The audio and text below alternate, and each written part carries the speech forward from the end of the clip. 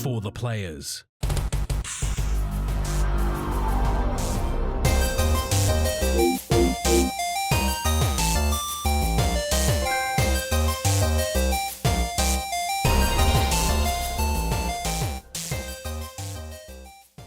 I'm Ryan Betson. I'm Max Cooper. And this is For the Players, the PopCulturists PlayStation Podcast. Over 40 years of playing PlayStation, actually like 50 years playing PlayStation, and like 15 years now games media combined. I'd like to thank you for joining us in this PlayStation conversation. This PlayStation conversation happens every Tuesday morning at 8 a.m. on podcast services, including Apple Podcasts and Spotify, and 9 a.m. on those YouTubes. If you'd like to join us in future conversations with us, you can come and check out our socials, Facebook, Discord, Instagram, X. All of those links can be found in the description below. If you want to join the conversation as it happens, head over to twitch.tv/thepopculturists, where you watch us record this show live, where you can jump in the chat and become part of the show. If you want to support the show, you can tell your friends, tell your family about this PlayStation pod. And if you are listening to us on podcast services, be sure to give us a 5-star rating and a written review. If you watch us on YouTube, be sure to like, subscribe, leave a comment below. I endeavor to answer every single comment. And if you want to support us financially, you can at patreon.com/thepopculturist, as well as our merchandise store, popculturist.com/shop, where you can buy shirts, other assorted shit with our logos on it. Oh man, you gave me some mixed emotions today, Max.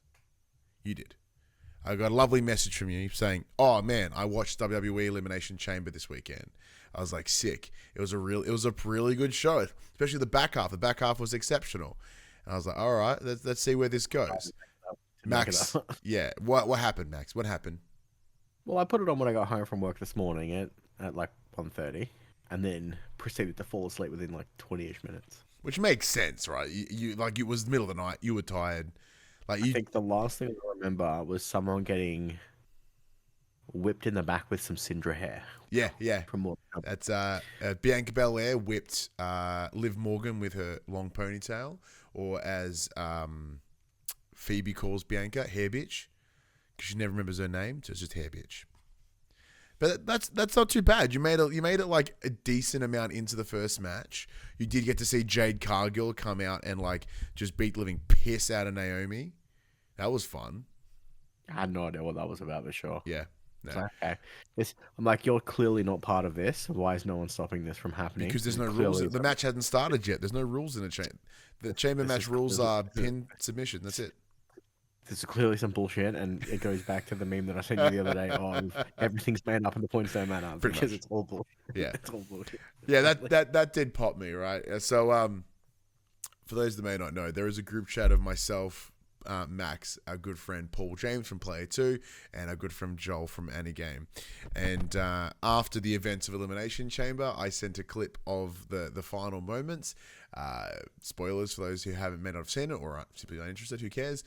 John Cena turned heel. He became a bad guy for the first time in his entire career, and it was awesome and it was astounding. And I put that in the chat, and Joel went, I watched that, and I have no idea what just happened because he has no context to grapple on, which made me laugh. See, I don't think he did turn heel. Yeah, he kicked Cody in the fucking ball bag. Beat him. He kicked someone in the ball bag after he swore and it wasn't bleep. Therefore, he is the good guy punishing the wicked. Oh, see, that is a good way to consider it. You know, heel turn. John Cena is the good guy. He's such a good guy. He's like, no, he can't fucking swear on live TV. Kids watch this. Boom. Could be. But then the additional beating afterwards indicates other things, though. But no, it was absolutely it was a massive moment. It's completely unpredictable. I never would have thought John Cena was going to turn heel ever. I thought he was going to go his entire run without it. But knowing that he's retiring at the end of this year, and we also found out this weekend that there is going to be another show in Australia, but they're doing a full weekend. I get a SmackDown, a pay-per-view, and a Raw, which is awesome. But it's in Perth, which blows. Still going to go, though. And from the rumor mill and what I have heard is that it will be in October. So one of the things you and I are discussing, Max, now, granted, I was mid-dessert when you sent that voice message through, and then I totally forgot to message you back, so I'll answer it now. I messaged Max. I'm like, look, hey Max. I more want Phoebe's answer, to be honest. Yeah, I'll send you Phoebe's answer as well. I forgot to send her the voice messages too. So like, I sent Max a message. I'm like, look, mate, from what I hear, WWE coming back and it's going to be in October and it's going to be in Perth. And I'm really sorry, but if I have to pick one, because obviously I've just started my new job, I don't have the freedom to take a big hunk of time off or the leave to do so.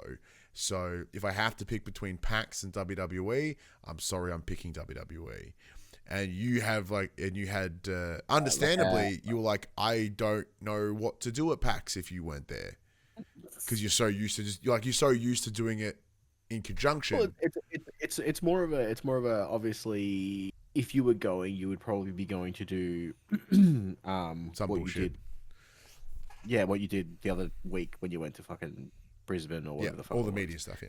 So I would imagine that you would have all the recording equipment. So even if I was to try and rope someone into helping me, I would have no gear to do anything anyway. True. So I would literally just be walking around holding my dick for a Friday and then be like, I'm done. I would literally just go to the Friday, say hello to the people that I say hello to, and then be like, I'm done. Yeah. It's one of those difficult positions in that, and it's one of those things because it's so early. We don't know what's happening Yeah. at PAX this year. Like,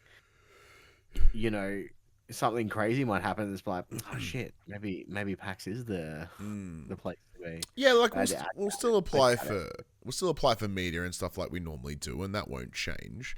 But yeah, whether one of us could go, both of us could go, well, who knows, right? I guess we'll find out later in the time. But yeah, you're absolutely true. I would have all the gear with me, yeah, because I need it. But yeah, no, it is interesting because when you did send that through, yes, granted I was very distracted, but I did ponder on it. I was literally driving to work. I was like, oh yeah, yeah, because this seems like an apt opportunity to. Yeah, because I was pondering on it, and in the same way, I'm like, yeah, that does make sense. It would be weird if you weren't to come, and those days that you have come to PAX and you weren't able to hang about, they are weird. And then I remembered back to like when Josh, who the original co-host of the show with myself, when he left, and then there was a window of time where I was doing most things by myself. It was really kind of it's weird. So like I understand where you're coming from because for the longest time I'm like, this is the team, this is who it is. So to switch that up is bizarre. And and like one of the things, if you don't mind me sharing, like one of the things you mentioned was that the imposter syndrome of what we do and the challenge that would face going to PAX, and that's absolutely true. Like as I last week in literally here in the show, like I talked about how I spent the weekend in Brisbane with friends of the show, Buddy and Ash and Dylan from the Explosion Network. And now we've known each other for like the better part of 8 years, but I always still feel weird like hanging out with them, like I am taking up their time, I guess, even though we are all we are all friends. One of those things of you only see them like once or twice a year, and it's like, yeah, and like knowing that like Buddy Dylan and Ash are like a closer knit collective than like myself, like I'm sort of separate from them, as are you, and a lot of that is because we've just as we have further progressed in our content creating time, a lot of people have fallen off and they've gone away, and all the people we used to engage with are slowly starting to falling out of the industry. So yeah, like it's just that's just me. I guess I'm just me being fucking autistic. I guess. Big Shep in the chat says, "Lurk, hope you've got Fal's doing well. We are doing well. I said my voice is a little shoddy. It's come in and out a couple of times throughout the day, but after Friday night, Saturday night working wrestling shows. Pardon me. So yeah, I'm a little bit beat the shit out of in the voice department. But we'll still do the show. We'll get there. We'll get it done. We got some things to talk about. Like an example being, what have we been playing? Max, what have you been playing? Oh, not much. I've had a crazy weekend. So. Oh yeah, how was Green Day? Oh, we'll talk. Yeah. Yeah, Green Day was fucking amazing. Yeah. Yeah. But yeah, essentially what happened was Friday morning, The team over at 5 Star provided codes for Monster Hunter Wilds, which I've been super keen for. But as I was on dad duty during the day, couldn't play. Friday night, my parents flew in from Queensland, so I was on driving duty. I had to pick them up from the airport, and I was hanging out with them for the night because I haven't seen my dad in like 4 years because he never comes down. And you've got young children, so you don't really get to go up. Yeah, and then Saturday we hung out with the kids so they could spend some time with the kids because Dad hadn't met Ollie yet. And then we went to Green Day, and then I didn't get home from Green Day till like 2:30 in the morning because traffic is a fucking nightmare when all the roads are closed and your GPS tells you to go the wrong fucking way, and then you trying to do U-turns down streets that don't exist or are blocked, and it took me almost an hour to get from Marvel Stadium to the fucking Westgate Freeway. Wow. Which is only like 3 blocks away from it, by the way. Like, Yeah, it's not far. it took me an hour. It's fucked. I was so shitty. And I hadn't eaten because, spoilers, there's no fucking gluten-free food at festivals. Sure isn't. Like that, there's just no chance. Green Day was fucking mint though. I was the 30th anniversary for Dookie, 20th anniversary for American Idiot, and they just fucking pumped them one after the other. Just 2.5 hours of just solid bang, bang, bang, bang, bang. Awesome. One of the best shows I've ever been to. It was great. I had a seat. I never went to it. I kind of just stood out on one of the balconies overlooking the whole thing. It was awesome. Oh, well, sorry about that. Minor technical issues, like my internet just crapped the bed out of nowhere, so the stream died. But we'll keep going. We'll just won't stream it. So the last thing you said, Max, was that you were at Green Day, had some, you're able to stand up, see the view, but in turn you've not been able to play a whole lot. Yeah, so obviously I put about an hour. Put about an hour into Monster Hunter, so not deep enough to kind of give a full overview and review yet, but I am enjoying my time with it so far. They've made some changes from Monster Hunter World to here in Wilds with the Insect Glaive, which is my weapon of choice. They kind of changed the way the system works with that.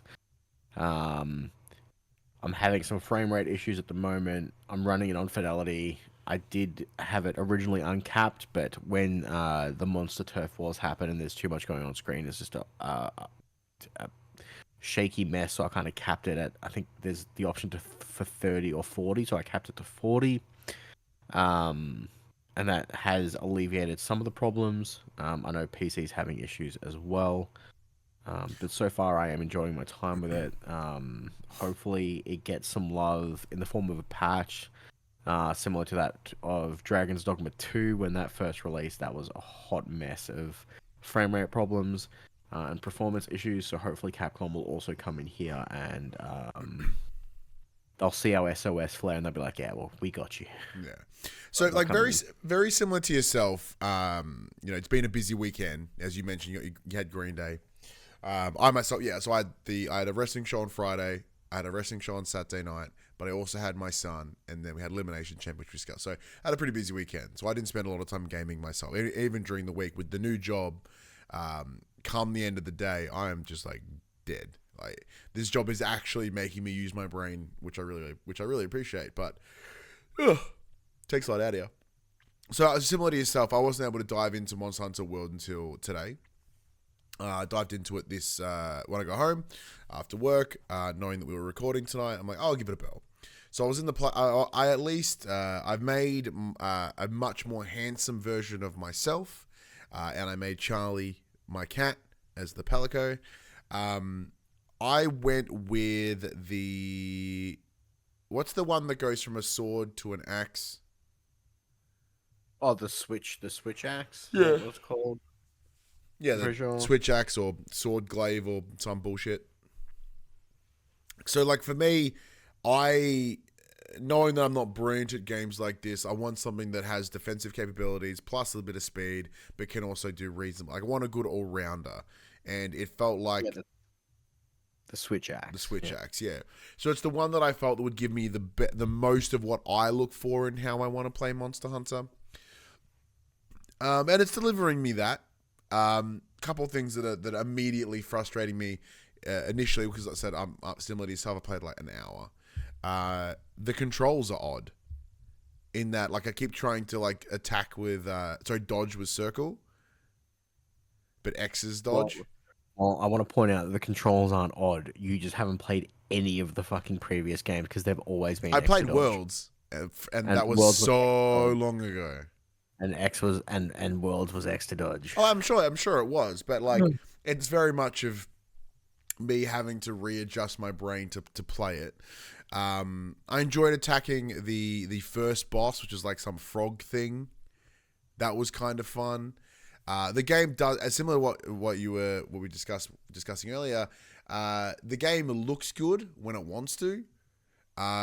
Even during like, you know, conversational cutscenes or like dialogue moments, people are like phasing in the background. Yep. So I'm not like, I'm playing on standard PS5, as are you.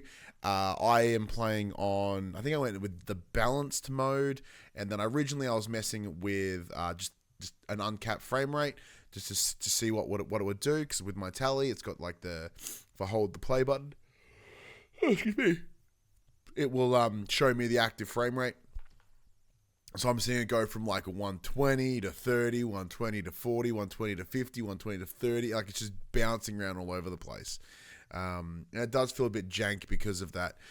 So I'm thinking I might do what you've mentioned. Yeah, just go into fidelity mode and put like a cap 60 on it maybe.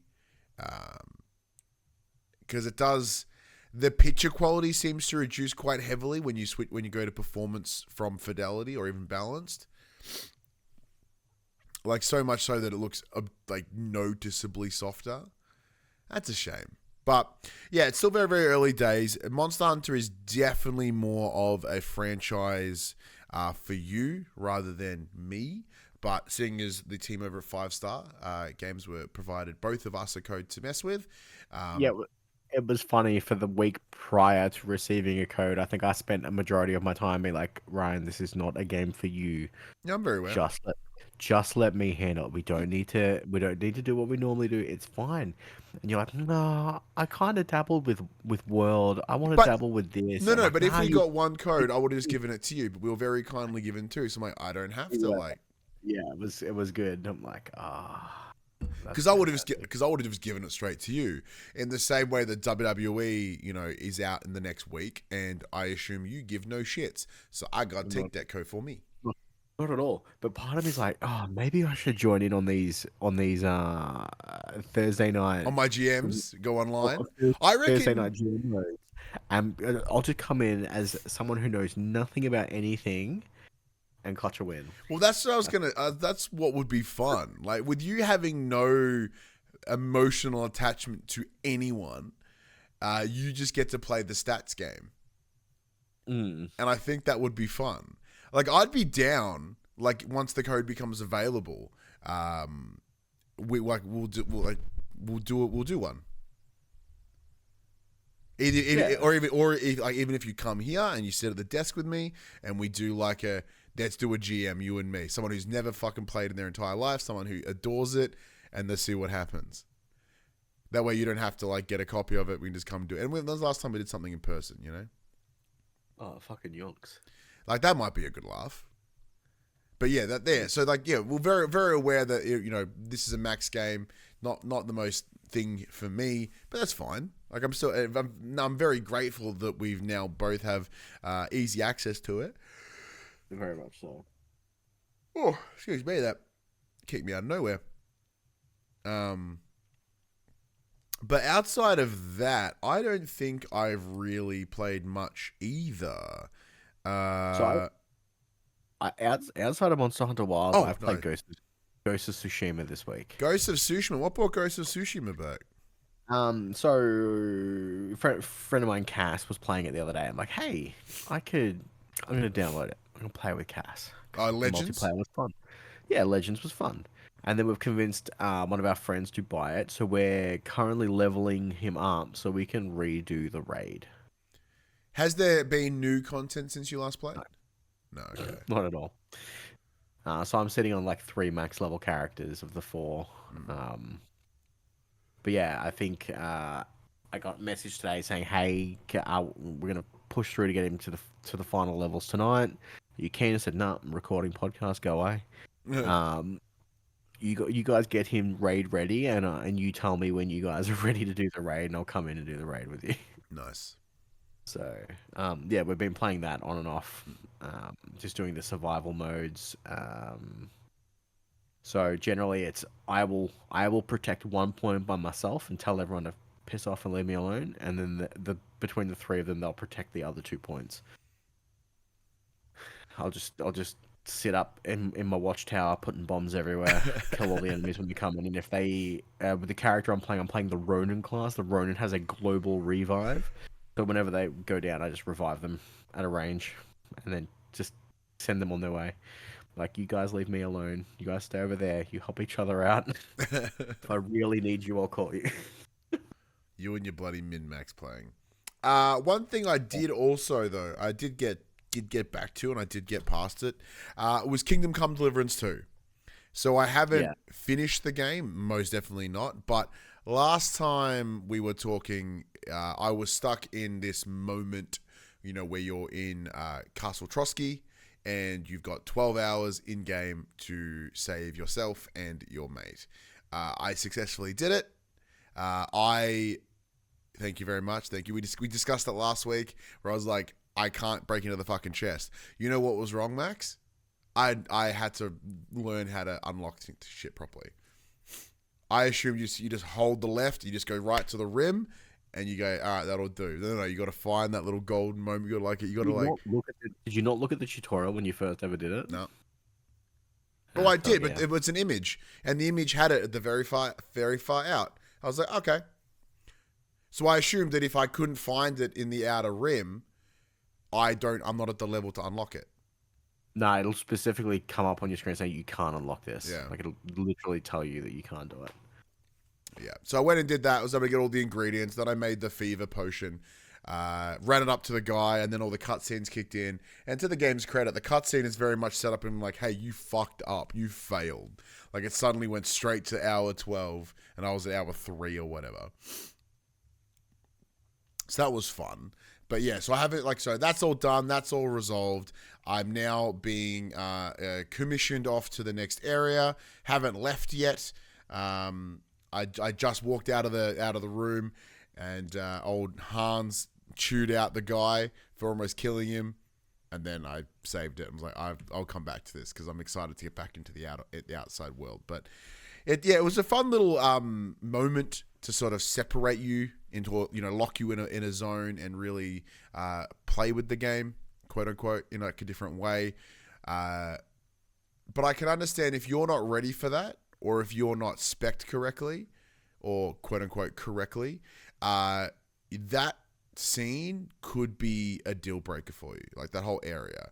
Like, if you don't know what you're doing, if you struggle at any point and you can't seem to dictate, think about what you can do to resolve it, you will very quickly get to that 12-hour mark, and you'll very quickly have an outcome that is going to be difficult to recover from if you can. I'm pretty sure the game just ends if your mate dies. I haven't seen it, but I assume it does. But thankfully it didn't for me. I was able to keep it on. But yeah, I'm excited to go back out now. I want to see this new area. I want to see what it has, seeing as it's like larger than the first area. And I did pretty much everything I could in the first one, but I'm assuming that there's more I could do, because I do have a lot of fun just going around doing nothing. But outside of that, I did boot up Civ 7, mostly just to be like, hey, let's see what this looks like. And then immediately I became intimidated by the character selection. It was like, who do you want to be? And I'm like, 3 of these look the same. And I assume they are just of different, like, influences, right? What separates the characters? So there's a little list on the side that gives you, like, what their strengths and weaknesses are. Yeah. So it'll be like, this person's strong with commerce, this person's strong with religion, this person gives this bonus. And you have to know how you want to play before you. That's what I was going to say. Because I read those and I don't know what the fuck that means. So yeah, you've got to decide which way you're going to win the game. So if you're like, I'm going to win by like conquest of war. So you want to pick the person who's good at like unit generation or stuff like that. If Is you there a want to good win, all-rounder to start with? Who's good to start with? anyone with diplomacy is good. Yeah. Anyone who has bonuses diplomacy. That way you can kind of talk your way out of anything, or like if you need something done, you can make a trade deal, stuff like that. Like diplomacy is kind of useful. All right. Well, yeah. Well, in that case, I'll pick one of diplomacy, and ideally next week I'll have some things to say about it. Pardon me, assuming WWE doesn't rock up any moment now. But all right, let's get into the section we call Inform the Players. We tell you about what happened this week in PlayStation. Now, this week in PlayStation, they announced the upcoming essential titles for the month of March, hammering the final nail into the coffin. Dragon Age: The Veilguard is joining the essentials lineup this month as the headliner. That was quick. Yep, At least I'll play it now. I've got a friend who, even though it's going to be free, will not play it. Why? I'm like, form your own opinion. Play it. Are they all like, it's woke bullshit nonsense? Or are they just like, it's crap, so I won't play it? They're like, I've seen enough. I'm not interested. Oh, and I agree. I have absolutely seen enough to go, this is not for me. But seeing as it's free, I'll play it for 5 minutes. Like, what am I going to do? There's also the Teenage Mutant Ninja Turtles Cowabunga collection. That is dope. I'm very happy for that one. Sonic Colors Ultimate. That sounds arse, but my son will love it. Yeah, Hadley will enjoy it. Yeah. Because Hadley's getting all up in the Sonic at the moment, eh? Yeah, she is. Well, there you go. That's not a bad. Like, once again, Dragon Age: The Veilguard may be poo, but in the same way that, like, by giving Saints Row was part of the PS Plus, it opens it up to individuals that would have shat on it, or at least give further confirmation to people that went, "Is this game going to be shit?" And they play it and they go, "Oh yeah, it was pretty shit, eh?" So, best of both worlds. Speaking of best of both worlds, Sony this week, Max, has announced new price points for the PSVR 2, which is the latest in its VR tech. So this was revealed via the PS blog, but the headset's RRP is being significantly reduced, with the new prices going into effect starting next month, which is March, which is currently now. So the prices as of today, I believe, are altered. The PSVR 2 will still comes in its two SKUs, one being the headset itself, as well as the other being bundled in with Call of the Mountain. Now, looking at the prices, so we'll look at the prices using US dollars, and then we'll switch into Aussies. So, both bundles, whether it be with or without the game, will be going at $399.99 USD. Which is more or less matching the RRP of the original PSVR. So for comparisons, the old price was $549.99. On top of everything else, a new update for PSVR 2 has added the low latency hand tracking support, meaning it can now track your hands and their positions without the need for controllers. So if we were to have a look at EB Games. Now, Max, do you recall what we paid at launch? Too much? Apart from a lot. I don't. It was a lot, though. Yeah, let's see. PSVR 2. I added a B in there for some reason. It definitely wasn't 649. I would say it was closer to 949. Yeah. If it's 150 US off, it'd be close to $300 Australian off. Well, let me have a look, because I can log in to my EB World account, and I'll be like, where is it? Order history. Let's see. When was it? This time last year, roundabout, wasn't it? Let's have a look. PSVR 2 launch date. Yeah, it came out February 22nd, 2023. February 22nd, 2023. So let's see. Oh, wait, when do we pre-order it, though? PSVR 2, here we go. We paid $879.95. So it is reduced by a quite impressive $230. 200 and that's a substantial cut. Wow. It's a 25% cut. Yeah, that's pretty huge. So if you were someone at home that was interested in the PSVR 2 but had never made the jump, look, 600 and something bucks is still a lot of money, but compared to the 800 and something that we paid, it's not a bad pickup. PSVR 2 is pretty cool. Now, Max, you're currently in possession of our PSVR 2. Correct. Last we spoke, you were under negotiations with your father about obtaining their PSVR 2. Is that something on the cards? I don't know. I didn't even bring it up. Oh, you son of a bitch. Well, they were here. I didn't even bring it up. Yeah. Because I was going to play something. Oh, yeah, that's right. Because Star Wars Galaxy's Edge or whatever was free for PS Plus Premium a little while ago. I'm like, yeah, I'll play that. That sounds fun. And then I forgot you had the PSVR 2, so I couldn't play it. But yeah, not a bad deal. For those who are interested, check out some cool games. Speaking of cool games, your turn. Okay, next up, moving away from PlayStation news. Developer Bloober Team has announced it will be working with publisher Konami on a new project following the huge success of the Silent Hill 2 remake. Writing on their official website, the Polish studio states it's working on, quote, a new game based on Konami's IP, though stop short of saying which IP. Quote, the trust built upon the success of Silent Hill 2 laid the foundation for signing another agreement for a new project, reads the statement. The deal aligns with Bloober Team's strategic plan to expand its internal development division within a first-party framework. Piotr Biano, Bloober Team CEO, says the team, quote, can't reveal too many details at this time, but they're confident that fans will be just as excited about our collaboration as we are, calling it something truly special. Given the quality of Silent Hill 2 and Bloober's area of expertise, it feels like a given that this mysterious new game will be another Silent Hill. However, the statement doesn't specify beyond Konami IP, so theoretically it could be anything within the publisher's dusty back catalogue. I'm calling it now. We're getting Frogger. That would be a laugh. So they allocate Bloober, the team behind Silent Hill, Blair Witch, The Medium, a gritty reboot on Frogger. Or we're getting the craziest fucking Yu-Gi-Oh game known to mankind.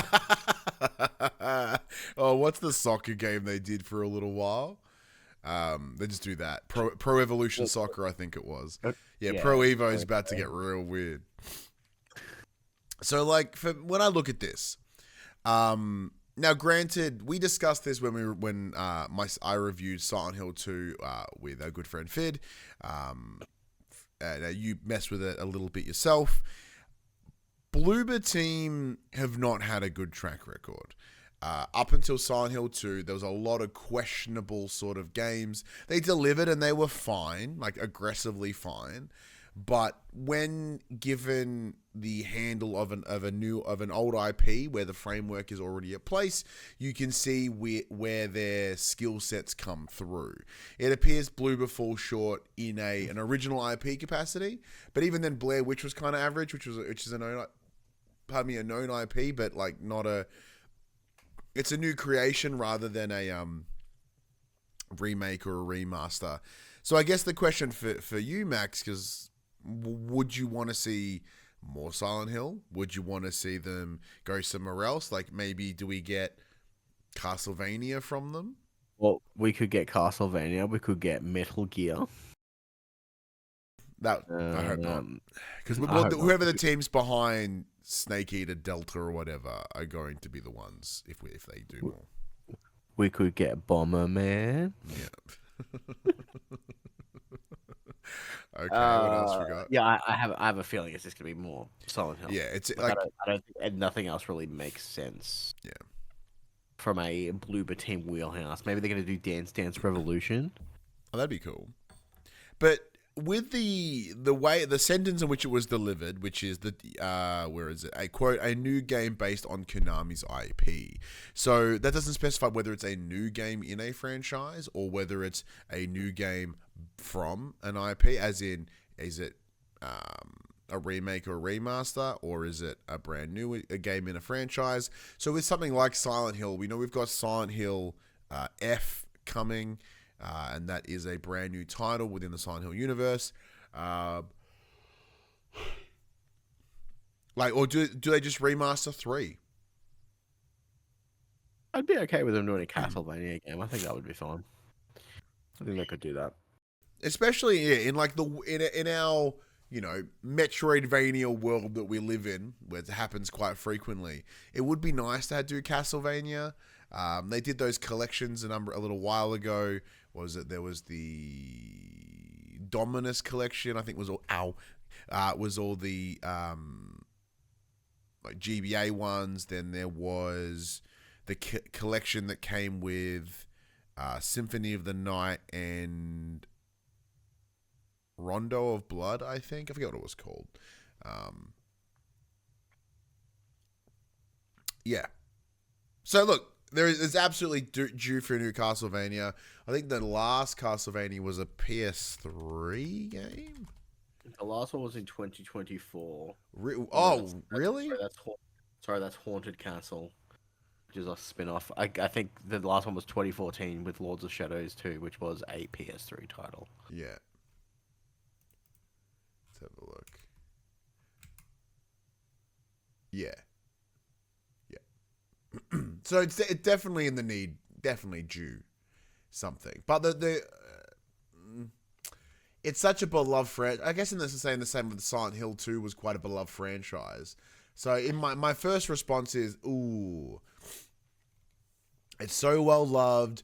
Should they mess with it? Should they try again? Or do they remake Symphony of the Night? One of the, if not the most prolific Castlevania game to have released. But with that being a side 2D title, are they going to then put it into a 3D space? It's going to make a really sick 2D version. Who knows? But I guess we'll find out in kind. All right. Excuse me while I cough and have a sip of my water. It's really cool, Max, that some teams are succeeding. Yeah, some teams are getting the opportunity to make a new game. Where there are some studios who will never make a game again. And sadly, this year is another time. This year has been a very, very consistent thread of studios closing, games being cancelled. And this week is no different. The video games industry grim march continues. With word coming down, the publisher Warner Brothers Games has shuttered multiple studios, including Monolith Productions, best known for the Middle-earth Shadow of Mordor and Shadow of War series, Player First Games, the team behind Multiverses, and Warner Brothers Games San Diego, which focus on free-to-play multiplayer games.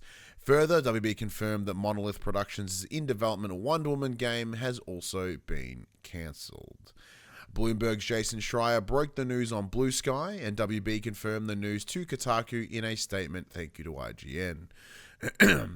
We've been hearing reports about the troubled state of Wonder Woman for some time now, and still, the larger news does come as something of a shock.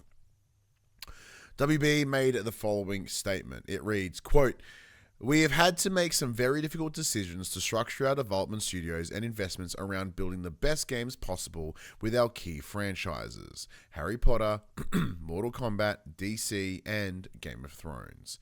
After careful consideration, we are closing 3 of our development studios, Monolith Productions, Player First Games, and Warner Brothers Games San Diego.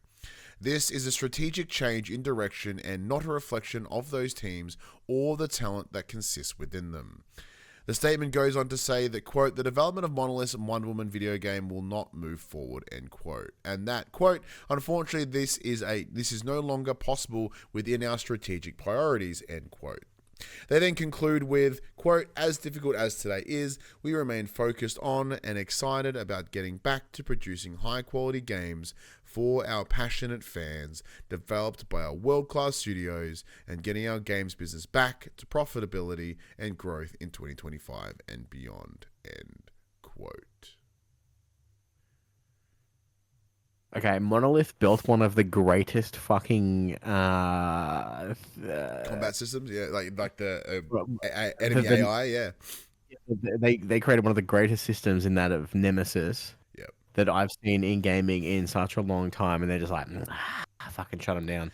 Let other people use that fucking system then. Well, you it's asshole. patented. They own the patent, and the patent. Last I heard, I can't confirm it. It's just what I heard. 2036. Yeah. Then license it out to people, you pricks. Make some money that way. Let other people use it. Yeah. So it is such a brilliant system. It does not deserve to go fucking dusty on your shelf because you can't handle it properly. Look, it is a real shame for Monolith, right? The two games that they did reasonably well. Now, let me do a quick check. I'm pretty sure Monolith didn't do anything else, right? If they did, it was pretty small. Monolith Productions. Let's have a look. So, they clearly worked on a fuckload of games before that. Like a fuckload. That is very ignorant of me, Ryan. So they've done quite a number of Middle-earth titles. Oh my god, they did Gotham City Imposters. I tried to play that for a while, but it had no local servers. It was arse. They did the Fear franchise. They did Condemned. They did some series called Blood, I guess.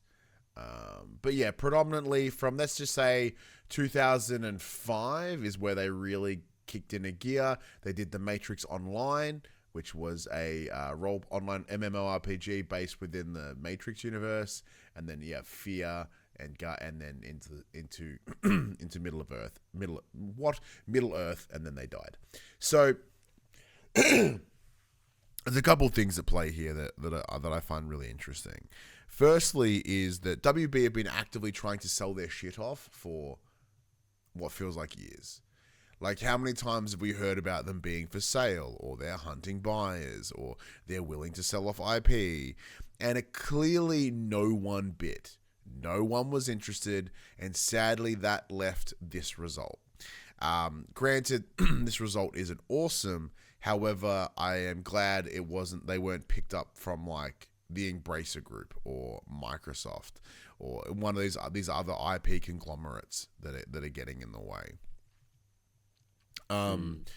So yeah, it's very disappointing that Monolith have, obviously they've been working on Wonder Woman for quite a while, which we did see at a PlayStation Showcase a year ago, 2 years ago, and it really came out of the blue.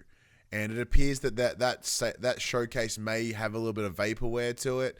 Obviously, we're not seeing Wonder Woman. That was where they also announced the Knights of the Old Republic remake that we're likely never going to see.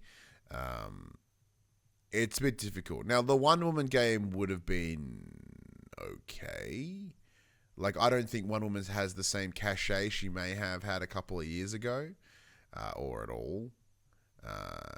I think obviously the first Wonder Woman movie was really good. Then 1984 was cheeks, and I don't think the appreciation towards her as a character has been as strong. But shutting down the Multiverses team makes sense because they canned the game because it was clearly unsuccessful. I would argue. I'd be reasonable to argue that, where was it, the sentence here? This is a strategic change in direction and not a reflection of these teams or the talent that consists within them. Like, Monolith is very clearly a talented studio. It does feel like absolute mismanagement at the hands of WB. I do wonder what their strategic plan is. Is it just work on the things that make money? Whether it be, was it PortKey Games with Harry Potter, NetherRealms with Mortal Kombat, DC doing like Rocksteady with DC predominantly, and I forget who's working. There is a Game of Thrones game in the works, but I forget who's working on it. Let me have a look. Game of Thrones game. That's the Winter is Coming, right? At King's Road. King's Road. That's right. Yeah. It's by Netmarble. Netmarble. Yeah, so like that's kind of it, right? So in other words, WB have decided to solely just work on the big fuckers. Let's not waste time with anything else. Let's not take any risks. Let's go with... But even then, I say that. Hogwarts Hogwarts Legacy was really good, but was wrapped in controversy. Mortal Kombat is pretty good, but didn't they? When did they release Mortal Kombat 1? It was a couple of years ago.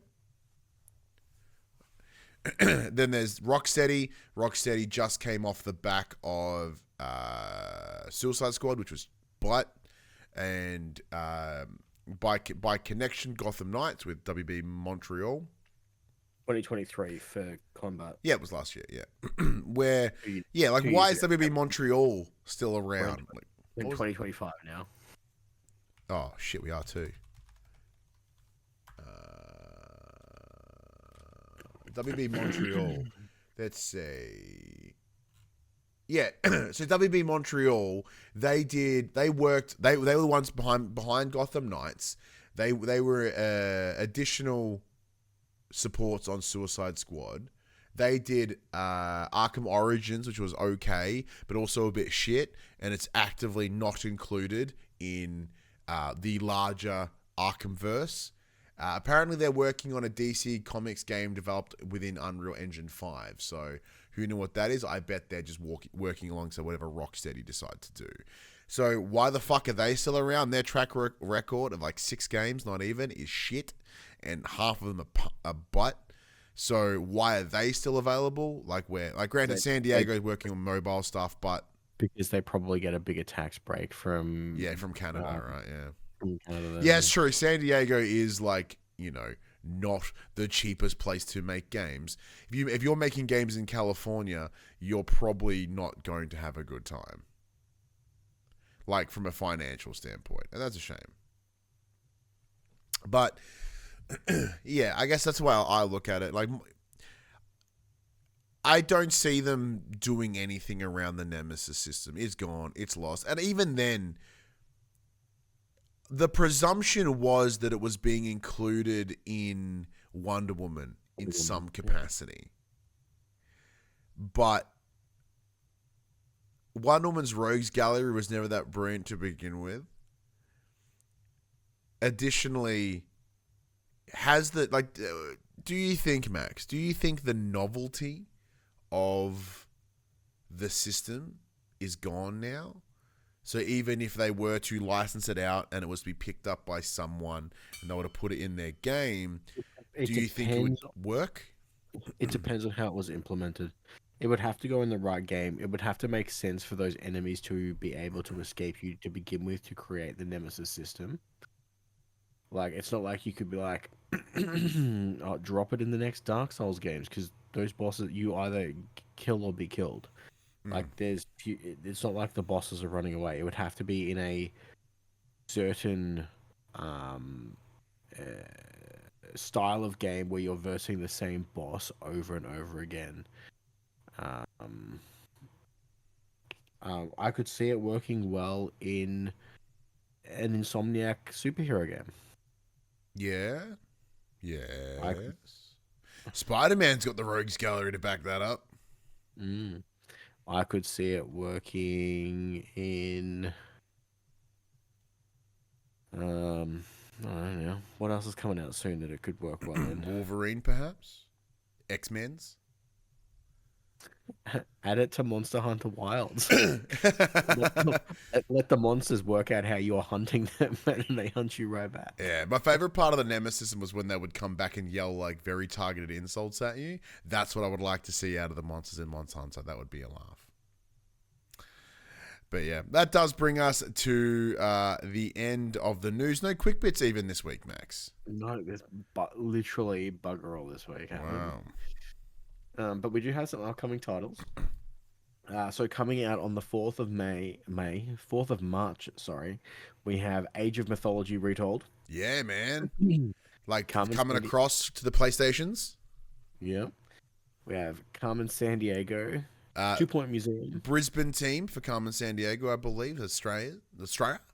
I don't know whether it's like the Carmen San Diego that I grew up on. Like the Where in the World, and you got to trace down. Yeah, that shit was the best. I love that game so much. 2 Point Museum. Let's get moist.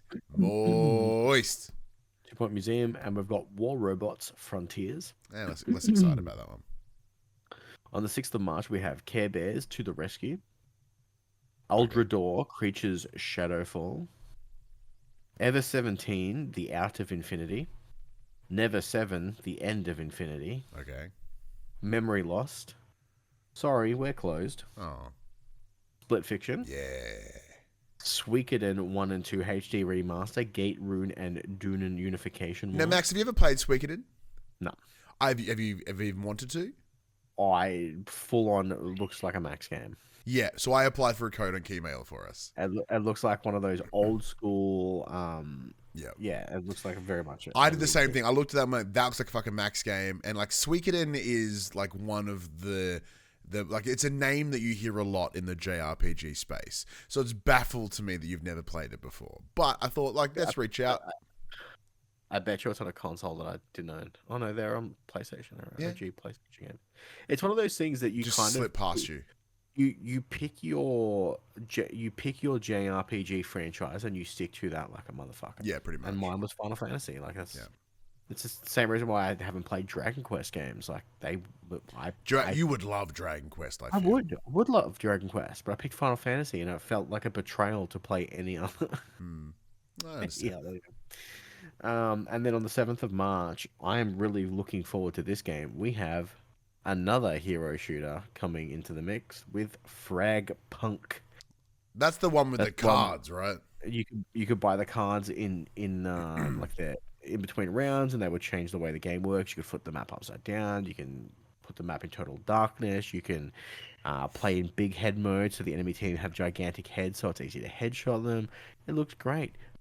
Apparently completely free to play. Ooh. You don't have to buy those cards. Those cards are given to they are available to everyone as a free to play player. Kind of keen, but obviously the big one this week is Split Fiction. Possible game of the year contender, Split Fiction. Yeah. Well, hopefully we're able to mess with that. It does look like a lot of fun. Joseph Rez and his team over at Hazelight knocked it out of the swell. park last time, and I have a feeling they're going to knock it out of the park again this time. Yeah, judging by that second trailer that we saw in the most recent State of Play, like that was less interesting to me than the first time we saw it, where like It Takes Two kind of interests me the entire time, like every way they showcased it. I could just, but I think a largely more cartoonish delivery of It Takes Two from like a character design, because you're playing little like puppets, little toys, I think worked to its advantage, where in Split Fiction they're going for a more storytelling, like imagination based, but a lot more realistically looking, like similar to that of No Way Out. Yeah, but wait and see, I guess. Which I didn't enjoy at all. Yes, this could go either way for you. I feel, but we'll find out. But anyways, that does bring us to the end of the show. Once again, big apologies for the technical difficulties earlier with the sharp cut, but my internet decided to have a seizure. I couldn't work out why. We're back up and running now, so success. Max, get out of here. All right, everybody. This PlayStation conversation happens every Tuesday morning at 8 a.m. on podcast services, including Apple Podcasts and Spotify, and 9 a.m. on those YouTubes. If you'd like to take part in future conversations with us, you can. Come and check out our socials: Facebook, Discord, Instagram, and X. All of those links can be found in the description below. If you want to party up in Monster Hunter, my Twitter handle is my PSN. Hit me up. I'll come play. If you want to join the conversation, I'm not great. I'll play. If you want to join the conversation as it happens and when my internet works, you can by heading over to twitch.tv/PopCulturists, where you can watch us record this show live, where you can jump in the chat and become part of the show. If you want to support the show, you can tell your friends, tell your family about this PlayStation Pod. And if you are listening to us on podcast services, be sure to give us a 5-star rating and a written review. If you watch us on YouTube, be sure to like, subscribe, leave a comment below. I endeavor to answer every single comment. And if you want to support us financially, you can at patreon.com/PopCulturists, as well as our merchandise store, PopCulturists.com/shop, where you can buy shirts and other sort of shit with our logos on it. But until next week, I'm Ryan Betson. I'm Max Cooper. And that was For the Players.